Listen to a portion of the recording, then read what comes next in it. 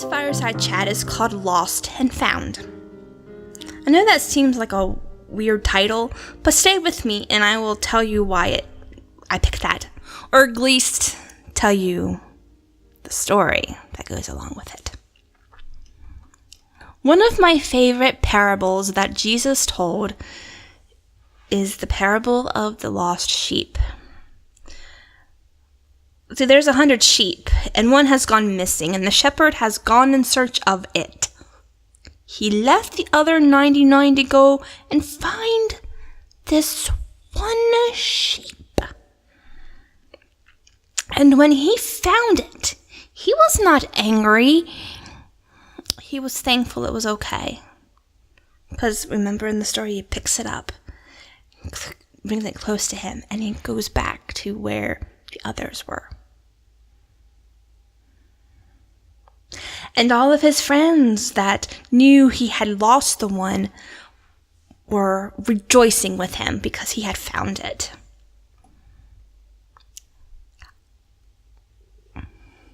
I want us to imagine for just a few moments, which actually, when I ended up typing this, ends up being pretty much the whole time that I do the fireside chat. So it's going to be many moments. I want us to imagine that each of us are in a very, very dark place. I'm not going to say how we got there, why we're there, but we're there in this dark place. See, it's so dark, we can't see anything in front of us. If we place our hands where we believe our eyes could see it, we can't see our hand. And in this dark place, we are alone. It is just us. There is nothing else. Just us. We're kind of like in a room. It's just us. There is no light. Only total, utter darkness. And the only things we hear are the voices in our heads. And they say things like, no one is going to find you. No one cares if you live or die. Just give up hope. Come on, curl up and die. The voices say it over and over and over. Soon, you start to believe what it says.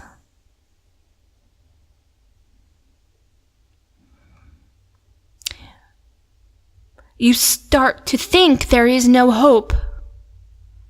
No one is coming for you. They don't know where you are. And the tears that you held back and that have been building up behind your eyes, they've been there for so long, you've been barely holding them in. They come gushing out, and you sob and sob and sob. So you're crying for a long, long time. And the words that come,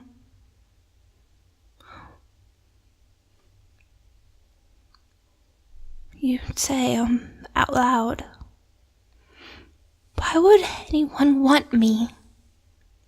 I'm a nobody. I'm not even attractive looking. I'm a good for nothing. I'm not worthy to breathing the air everyone else does. I should just die. Everyone would be better off without me.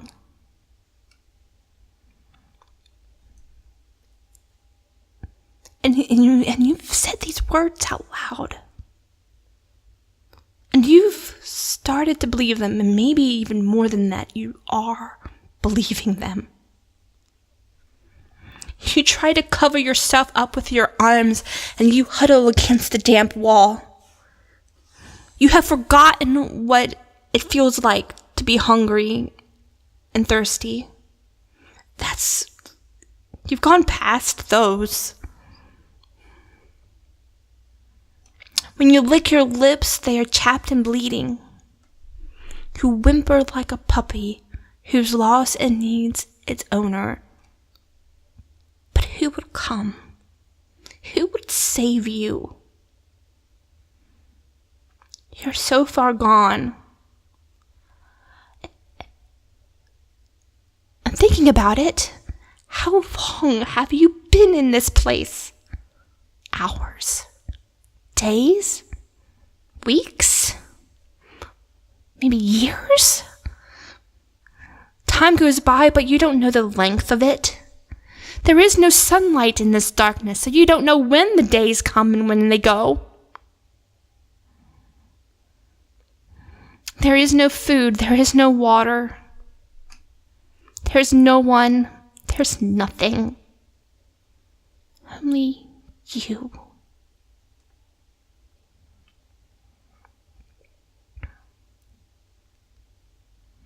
And then, in the distance, you see something. You brush the tears away from your eyes to try to help you see what it is. And then you blink your eyes. You squint. You still aren't sure. What is that? Whatever it is keeps coming and coming. And you try to move away, but the wall's behind you. Where would you go? There is nowhere to go. You swallow and you start shaking a bit because you're not sure what this is, whatever it is. And as it comes closer, you can see it's a bobbing light of some kind. It goes back and forth, left to right. It gets brighter and brighter until you realize it's a floating lamp. Or, well, at least it looks like a floating lamp. And it's one of those old lamps where a candle is placed inside and then lit. And then the door is closed and all of the sides of it are glass, and you can see the light goes out. And then you realize that the lamp isn't just floating. There's a figure holding it. And the figure smiles at you.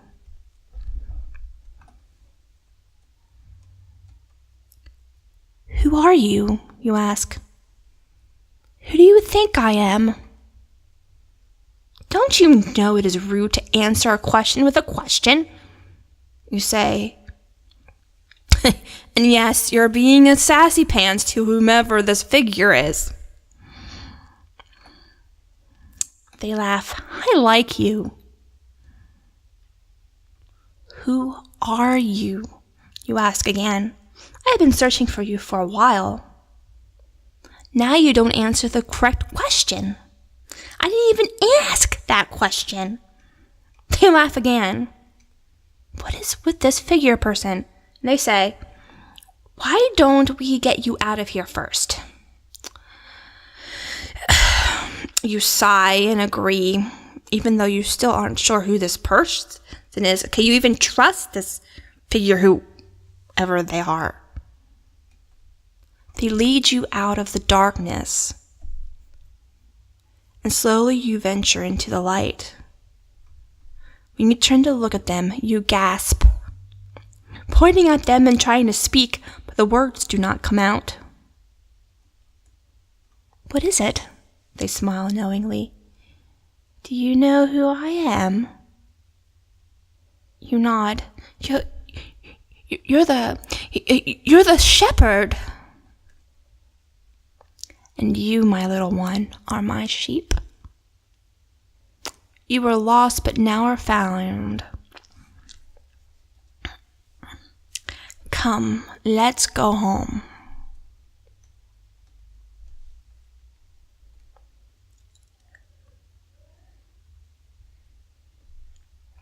You take the shepherd's hand and you walk home together. The end of my little story. I hope you understood my version of the lost sheep parable. I'm going to do it in this way to help us to see it a little differently. Because when we put ourselves in the place of the sheep that was lost, there is a whole different meaning to what happened in that parable. For me, I see myself as a sheep, and sometimes I get lost on this journey. Don't we all? I mean, if we want to be honest, sometimes when I'm lost, I go in search of the great shepherd. And sometimes I wait for him to find me. Either way, I am overjoyed when I find him or when he finds me. And I've noticed when I go in search of him, he's not that far away.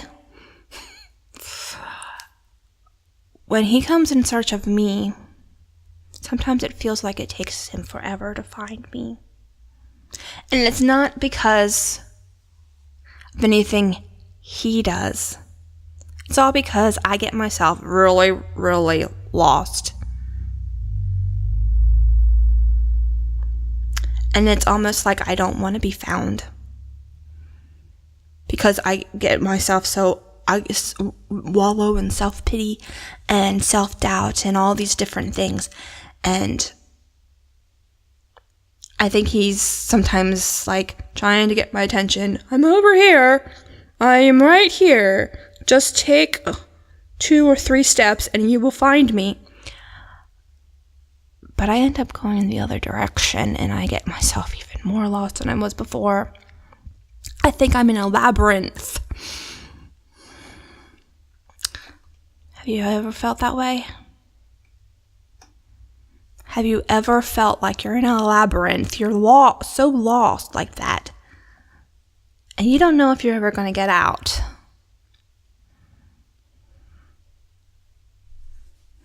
He'll find you. And of course, I'm assuming that everyone who hears this has gone lost at some point and needed to be found. That's what I'm assuming here.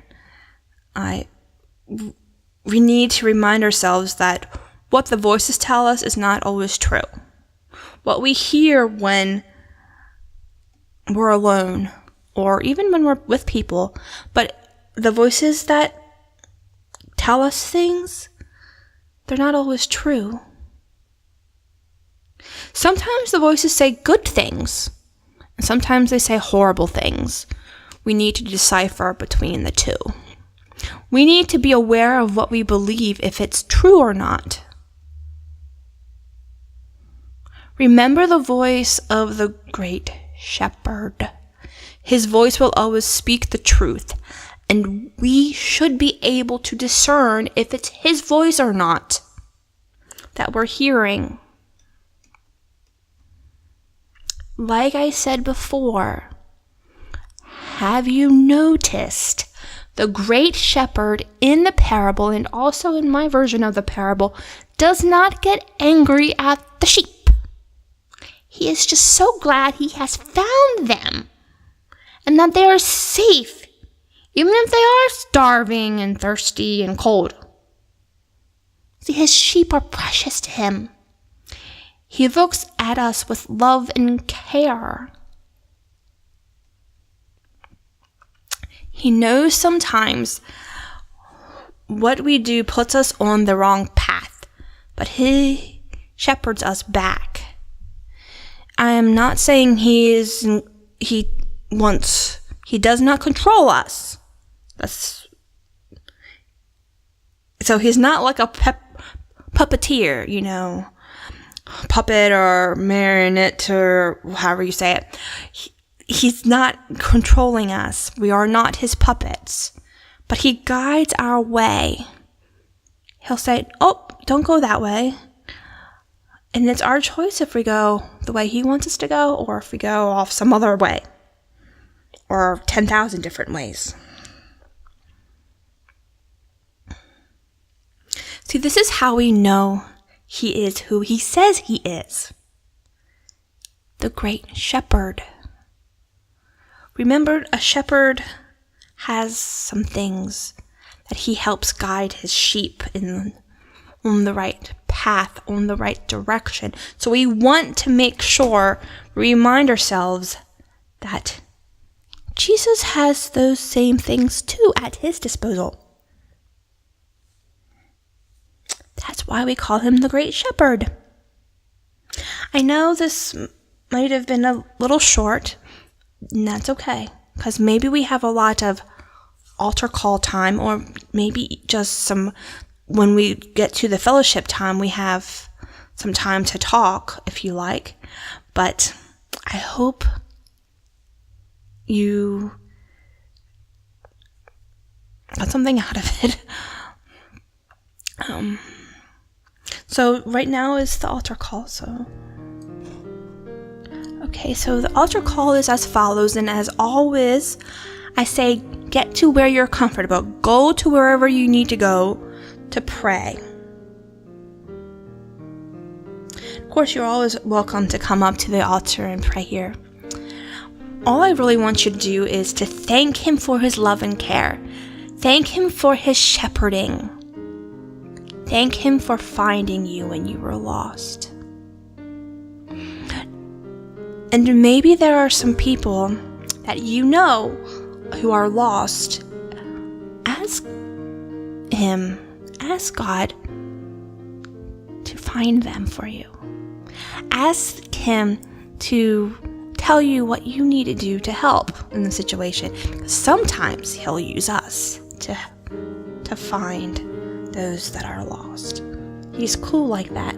He'll do what he needs to do because he wants all to be found. And as always, if anyone needs prayer or ministry, they are welcome to message one of us on the ministry team, or go to almcyberchurch.org and leave us a message in the pastor's offices, and we will get back to you as soon as we can. Because we are very willing to help in any way we can.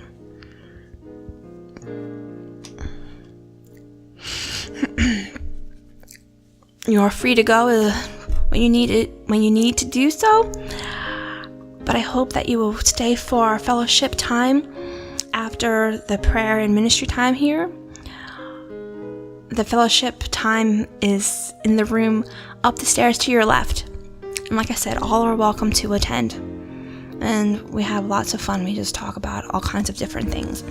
Not just about what happened here in service, but also just about daily things. And we ask for prayer in there, and we have fun. And yeah, so I hope you all come. May God bless you this week. May you continue to be shepherded by the Great Shepherd when you're lost, and also after you're found. Because he'll do both. He keeps us in his care. Go in his peace that passes all understanding.